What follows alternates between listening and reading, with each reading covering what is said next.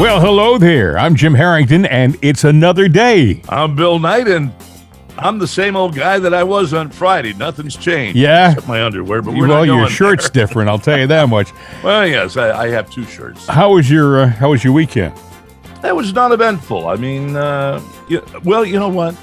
There was kind of a cool thing that I got a call and a text on a lady that I'm seeing. You know, she has a son. Mm-hmm. And, you know, when I was visiting, you know, I guess the kid paid attention to me, you know, because I'm always opening doors. Mm-hmm. I open car doors. I open house doors. A gentleman. Just a thing that I do. Well, the 10-year-old kid took note of that. Mm-hmm. And so being that it was Mother's Day, you know, he decided to get up that morning and go open doors for her, open the car door, brought her to tears. And she was going, "You really are a gentleman." She goes, "Yep, just like Bill Knight." So I was going, you know what, kids? But the point is, what a good influence. They said you were a bad influence, huh? How wrong they were. Really know the real me. But the point is, you know, kids, they're sponges. Oh, I know. The things we do, the things we say, shape the future, and that's kind of important to our podcast because the things we see out there and the things that are happening. And what we're telling our kids that's real and not real. Did you see the Kentucky Derby? 80-1. 80-1. 80-1. They said it couldn't happen. Tell me this isn't a strange year, folks, huh? 80-1. You know, and the sad thing is I used to live in Louisville, and I used to always, when I lived there, bet on the long shot. I'm not there, so I can't just walk down the ground. Can I get a Kentucky Derby ticket? I guess you could do it. I didn't. But I would have had, you know, like 10 or 20 bucks on that, you know. You would have been a rich man. Yeah. I would have been sitting there going, well, I would have taken the day off. I got to tell you. I understand the guys that run this show. That was Saturday. Yeah. Okay. On Friday night, President Trump was in Greensburg, Pennsylvania, standing in the pouring rain, talking to thousands of people who stood in the rain and mud to see him. Now, let's talk about popularity. He went to the Kentucky Derby and he waved to the crowd. And this is what happened. That's at the Kentucky Derby. Thousands cheering Donald Trump. So he's still popular. They still love the guy. He was getting a rousing ovation from the people with all those fancy hats. You know, the interesting thing is, Psaki was asked about Biden and the lack of media time for him. And her answer was, oh, no. He is focused on getting out into the public and speaking to the masses. Yeah. I see that. Yeah. I get it now. Let's talk about how focused he is about going out and meeting people. Over the weekend, we learned that Jill Biden flew to the Ukraine on a secret mission to meet with the First Lady of the Ukraine. And I couldn't help but wonder, why wasn't it that the Vice President of the United States, if Joe is not going to go, why didn't we send the Vice President to the Ukraine to represent us, to say hello to the people and give them support? Giggles the clown. Why would you send, Joe, why would you send your wife to a combat zone? I'm just saying, you know, I don't care how, quote, secure it is. She went to Kyiv. You know, they're lobbing missiles into Kyiv. Why would you send the First Lady there? You know, I don't know. And I tend to say, you know, this war really wasn't about the Ukraine having to fight Russia. I think that we've had a lot of skunk works. I think that's the word that we call it. Skunk works going on before this ever cropped up. And this is a war that our oligarchs, the money of the world, we wanted to fight with Russia, but we didn't want to get directly involved. So kind of like a human shield are the people of the Ukraine fighting a war that this administration really, truly wanted. It's my feeling. That's a gut feeling. Over the weekend, we learned that the Ukrainians supposedly sunk another of the Russians' huge ships, one of their prize ships. Not, we're not talking about a tender, or tugboat. Apparently, this is like one of their fancy ships. And we learned last week that the first ship that was sunk, the Moskva, that was sunk the week before last, was a result of us giving targeting information to the Ukrainians. They couldn't have hit it if we didn't give them the information on where it was and the coordinates. We've given away a lot of intel, not only on the sinking of ships, the blowing up of tanks, the taking down of a troop carrier of Russian soldiers, all came from us. The news media admitted it, and we confirmed it when the general said, you shouldn't be saying that, because they followed and said, yes, all those generals that are dying in Russia all of a sudden attacked by the Ukrainians, well, that came from U.S. intel. You know what? I don't care how you butter your bread. When you butter that slice of bread, that means we have committed ourselves to a war. This is not a policing incident. This is a nuclear power that we're going, hey, look what we're doing to you, and we're not even in the war. I don't know what the justification is for this involvement. Now, they're saying we're doing it for humanitarian reasons. No. If we were doing it for humanitarian reasons, we would be talking about peace negotiations. There are thousands of Ukrainians dying.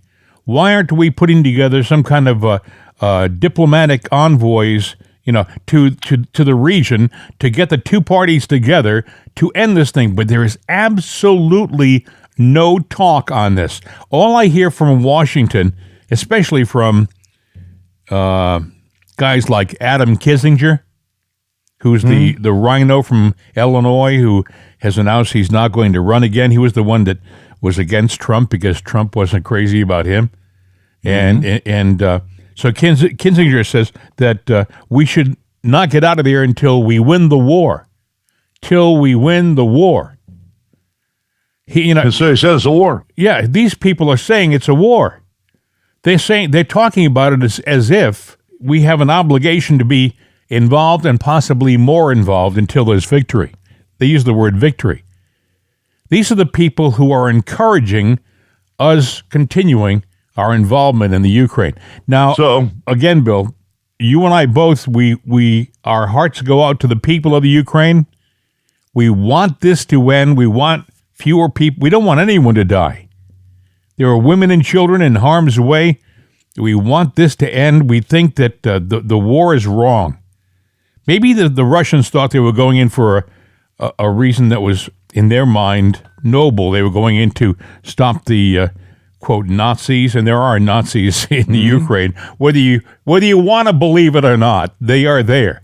The Azov battalion, battalion. These guys are Nazis. So you can say baloney. No, they are there. Also, there are labs, biolabs. Yes. First, they said there were 8. Then they said they were 12. Then they admitted to maybe 30 or 31 labs. And they're making bioweapons. They're making diseases, plagues, and they're right on the border of Russia. I would ask you, if we had them on the border of Mexico, do you think we'd go in and get them? No. Bill, which brings me to another point. They're giving a lot of grief that Trump said to his, I think, Defense Department, could we go in and knock out these cartel fentanyl labs with missiles in Mexico? Yeah, we could. And the thing is, this guy, I forgot who it was. He was Trump's Secretary of Defense, but like so many, they're deep staters. He made an issue like, oh, the president asked whether we use missiles to take out the fentanyl labs. Like that was a bad thing. And a lot of people said, so? And your point is, why not take out the fentanyl labs? They're killing thousands of people. Tens of thousands. Yeah. Hundreds of thousands. Our country, for being a humanitarian country, we can give a rat's ass about our population. And we really can. And the policies we have, the way that we act, I know. we're just not the good guys like we grew up believing we were, and that's a sad thing to say or admit, but we're not the good guys. Which brings us to another thing. Over the weekend, I had a chance to see. I spent the $20, and I saw 2,000 Mules. And you're going to hear a lot of people saying negative things about it from the Democratic side. And the media, they've already done it. Yeah. They'll say things like, oh, the flaw in their argument is, no. Most of these arguments, these objections to 2,000 Mules were written before the movie was released. They didn't even know what was in the movie, and they had their storyline together. But trust me, trust your lion eyes. See it for yourself. Go on to salemnow.com, SALEM now, all one word, .com. You can watch it. They produced it. You can watch it for $20. You can watch it. You have it for 72 hours, so you can show it to your family and friends, have them over for a viewing party or something. Or you can own it for another $10 more. Also, they're already online. I was noticing this morning you can go there. You knew this was going to happen on YouTube. Somebody has pirated the thing, and YouTube hasn't taken it down yet. YouTube, which takes down everything lightning speed, right? For some reason, they've kept this up. So somebody did a pirated version of this movie, posted it, and it's still there. The talk about the stealing of the election initially was the voting machines. During the Arizona, so much more. Yeah, the Arizona recount, stuff like that. It was the voting machines bill. And I think with just the knowledge of how they had machines connected to the internet when they said they didn't, would be enough to at least cause a big investigation. But this movie doesn't mention voting machines at all. This movie doesn't talk about voting machines. That's a separate argument. It's bad enough with the voting machines. This talks about geo-tracking. And I got to tell you, folks, this is serious science. You'll hear people saying, well, there's flaws in the geo-tracking. Oh, the geo-tracking can't be. No.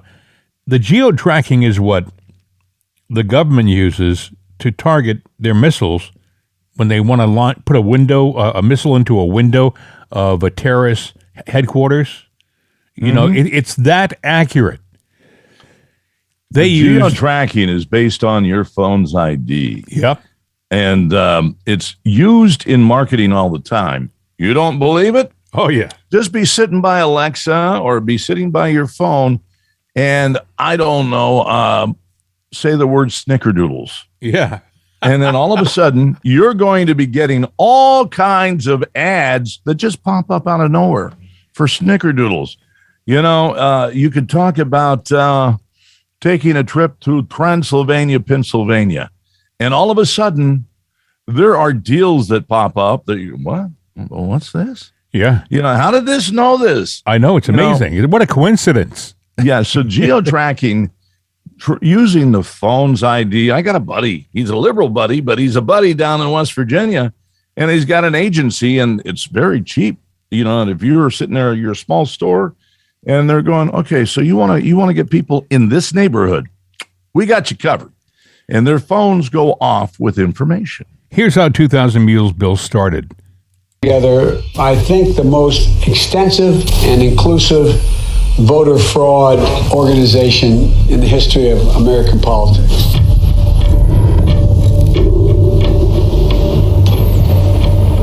Let me say it again. The 2020 election was the most secure election in American history. Let me begin by asking a very simple question. Do we know the truth about what really happened in the 2020 election? I think millions of Americans know something went wrong, and they have little pieces, and no one's really put it together. I'm agnostic on this question, and I am awaiting more information. If I believed the president were a Nazi, I might steal an election. Bold accusations require bold evidence, and they haven't seen it. We have been working on something big. Show me the money. Can we meet? I've been working with Greg Phillips. He has a deep background in election intelligence.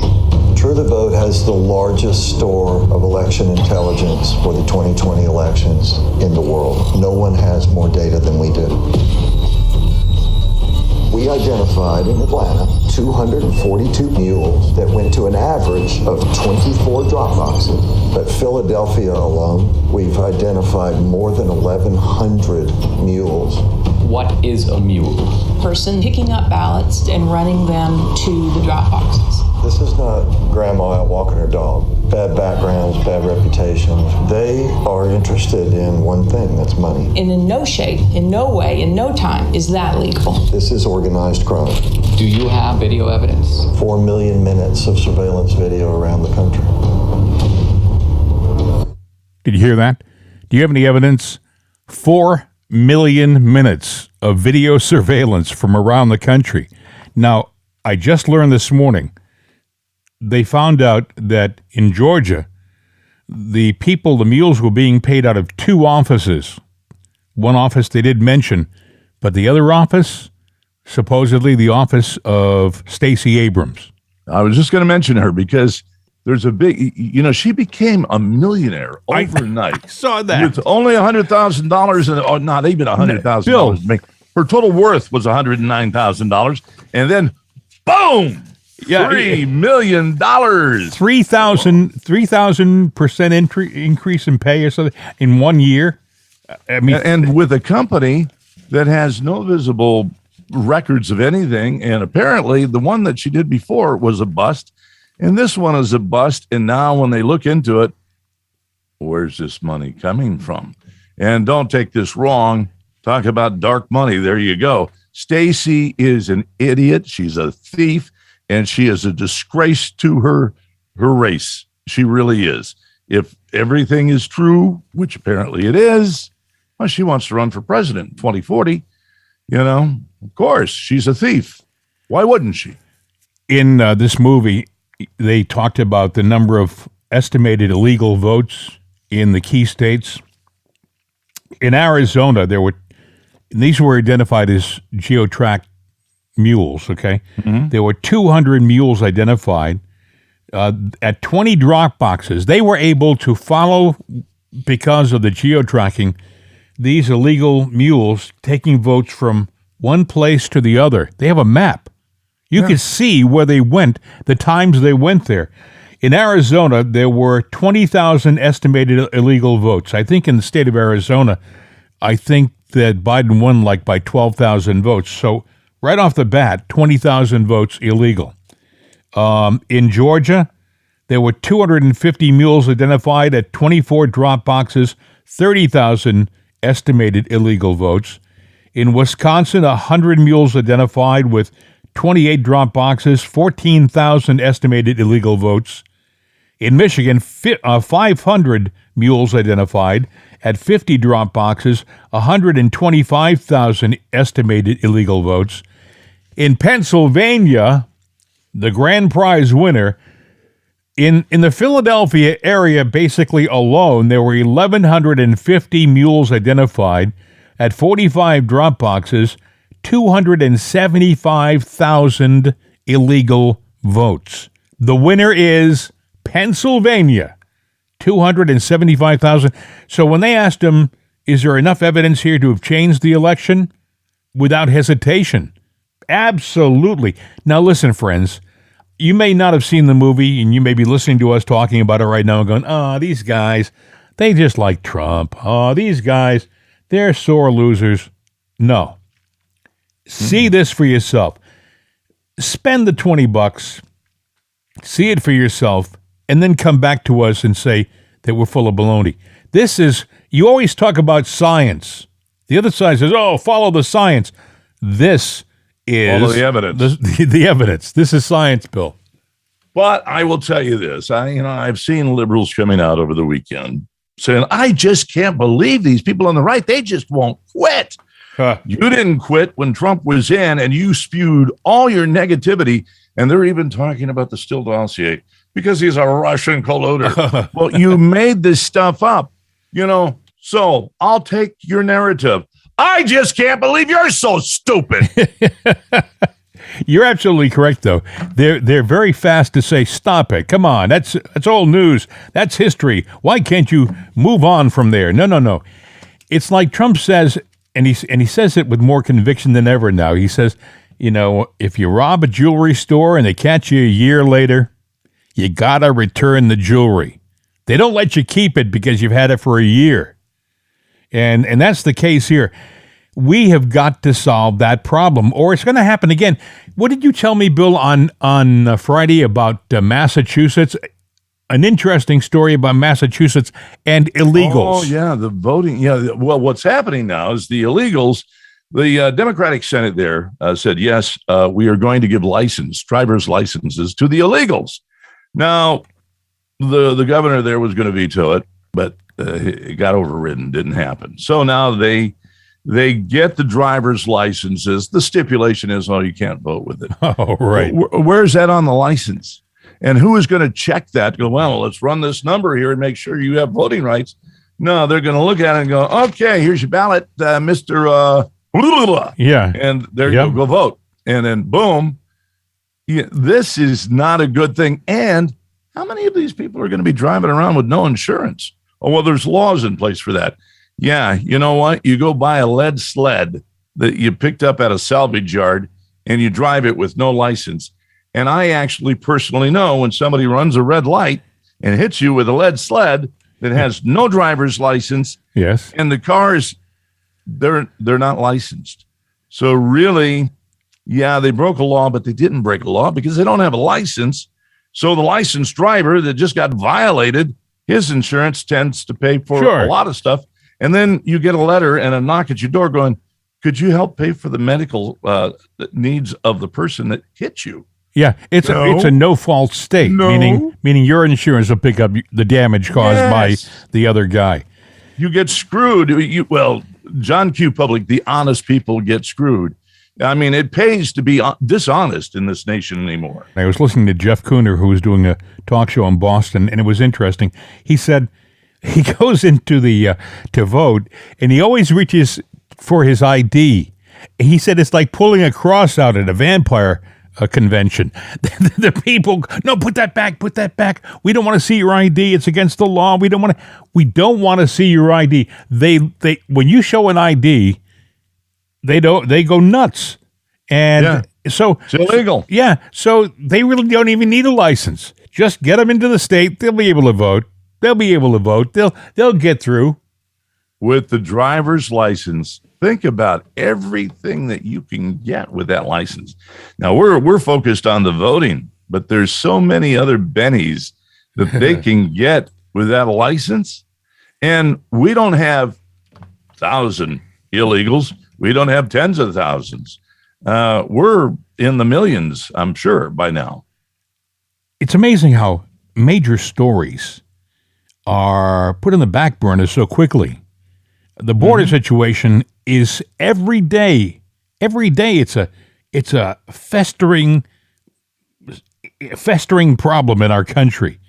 I have to watch what I say. We're a family show, but it is just something which is not getting better because we're not doing a darn thing to stop it. I mean, there are some good border agents down there trying to do their best within the parameters that they can work. They're being told it's like trying to win a baseball game with your one hand tied behind your back. And how do you win the game when you can't throw or can't hit? But anyway, the good news is a few days ago, Maria Bartiromo talked with Carrie Lake. She's running for governor of Arizona, and she talked about the border. Listen. Assess the border from your eyes in Arizona. What's going on?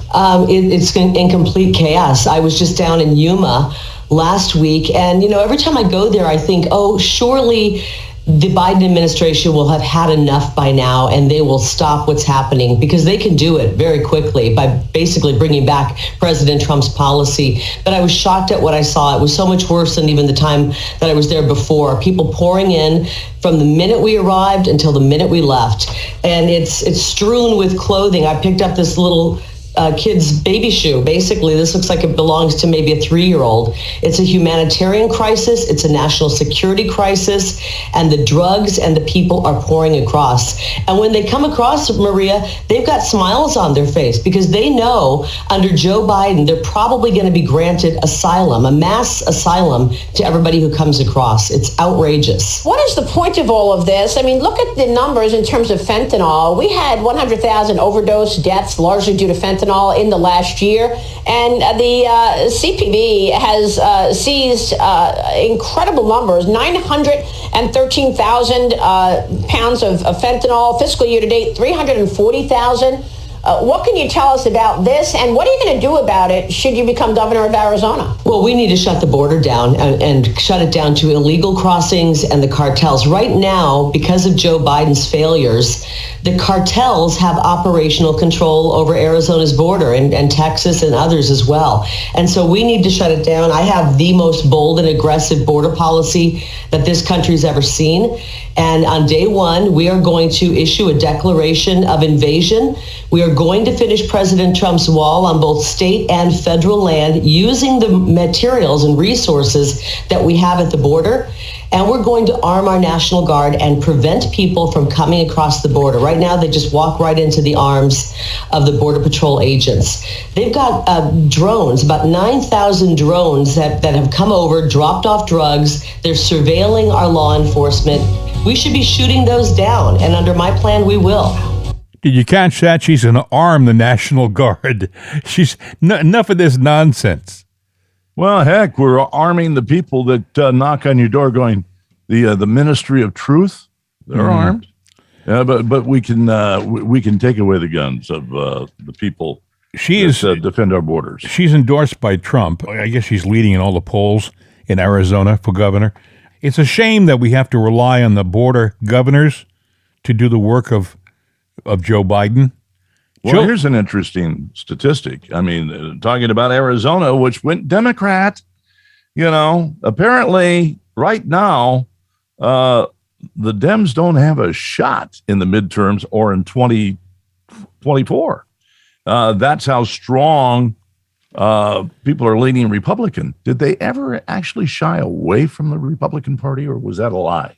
Well, I wouldn't hold your breath. If we don't fix the problem with elections, yeah, it's going to happen again. Yeah, what they were telling us about in 2000 Mules is that it can happen.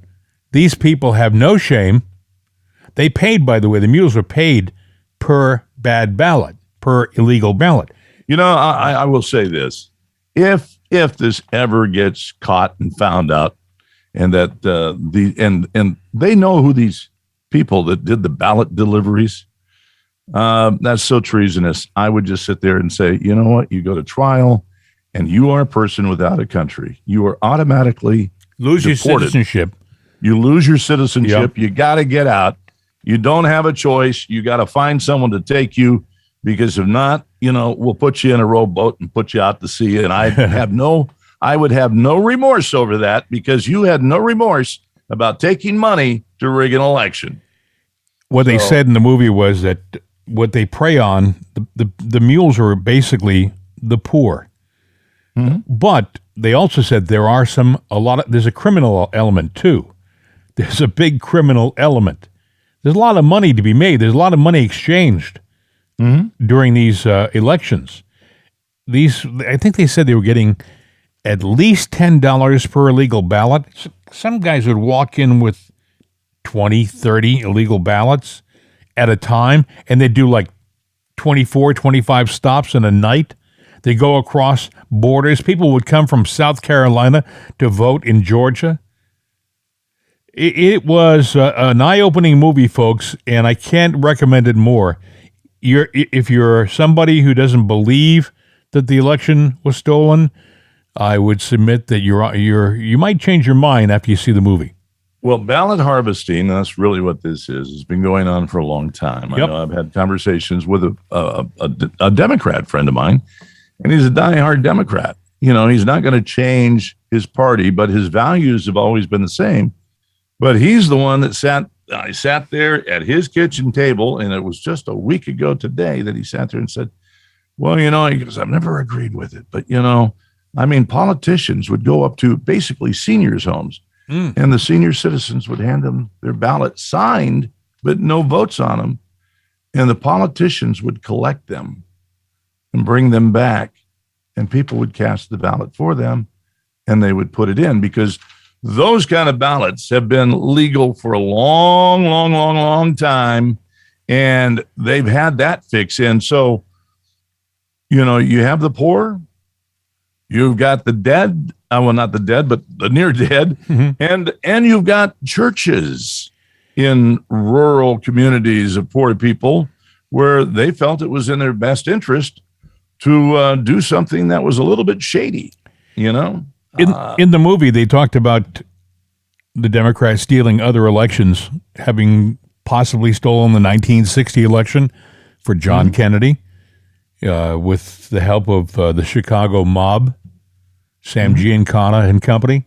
The only difference is that they got much more sophisticated because of technology. They were able to do it on a much greater scale and a much uniform scale. Whereas in the old days, just the communication end of the steal was too much for them to handle. They couldn't do the whole country. They could do regions. But now, because of the internet, because of technology, you can be in Maine and know what they're doing in San Diego almost instantaneously. And that's the difference. They were able to do it on a national scale. When they shut all the counting down at the same time on election night in these key states, do you think that was just a coincidence? They shut it down in Pennsylvania, in Georgia, Arizona. Do you think that was just a happenstance? Nope. And then you got the news that sits there and sells the story. And as things get more sophisticated, more electronic oriented, the steal is going to be so easy to where what kind of show I'm talking about that you see in the news, that will continue. I mean, come on. We've really, you got to wake up, because there are people now that say that we have hit that point of no return. We got to crash and burn before we can Phoenix this nation. Oh, my goodness. I don't know if we're that far down yet. I hope that's not the case. The crashing and burning could be devastating. We might not come back from a crash and burn. Well, look at AAA this morning. Sat there and said, we are seeing historic record high gas prices now officially across the nation, coast to coast. People are going to be canceling their vacations. They've already started, because you got gas that's now already Boston over $5 a gallon. Oh. California, well over $5 a gallon. And I mean, here in Northeast Pennsylvania, you're talking $4.65. We could go $4.15. When you are waving a flag for the current administration, ask yourself, why is there a shortage of baby food? Baby formula, baby food, massive nationwide shortage.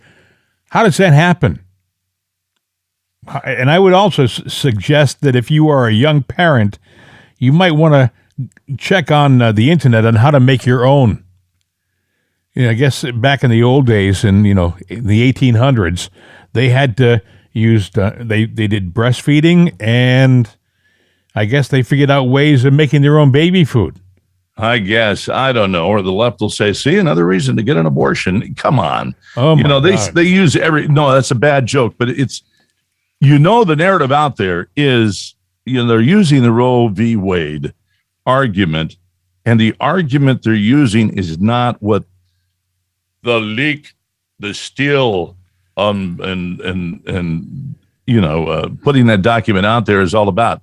You didn't read it. You're taking the story and the narrative that they've given you of what they say it's about, and it's not. State hands. You still would have that right. And then there's arguing, well, they're trying to take a right away that's already been argued and settled. Well, there have been laws that have been argued and settled that Democrats have decided to, it's not settled in our minds. We got to overturn it. Well, we had so much more to talk about, but we've run out of time again. Actually, we've gone over time, but it's been one of those days, friends. Lots to talk about. Hopefully, you will have a wonderful day, and join us again tomorrow right here for our next episode. It's another day, and put a .com on that. You'll find us on the internet, and of course, we have a number. And oh yes, the number is 833-583-6060. A very key point: if we are removed from any one of our distribution sites, streaming sites, you can always find us at itsanotherday.com. Always. We'll always be there. Also, you can email us, mail@itsanotherday.com. So do reach out. You got something you want to say? You want to argue with something that we said? No, I'm not going to go, boo-hoo, you can't say anything. If you have an intelligent argument, I'd love to hear it, because I know that I sound like a crazy guy. Yes, you every do. once in a while, because I do. Because I get mad. I get mad at everything. It's just like, you see what's going on, you hear what's going on. It's frustrating. You got runaway inflation, runaway gas prices, the war in the Ukraine. It is a war, and should we be involved? And Pelosi going, let's give him another $33 billion. Got to do it now. Who's driving this bus? Wait. Oh, well, Joe is. Boy, that's a scary thought. Hey, folks, let's do it again tomorrow. Itsanotherday.com. Have a great day. See ya, and let's try not to think about what's going on. We'll let you know tomorrow.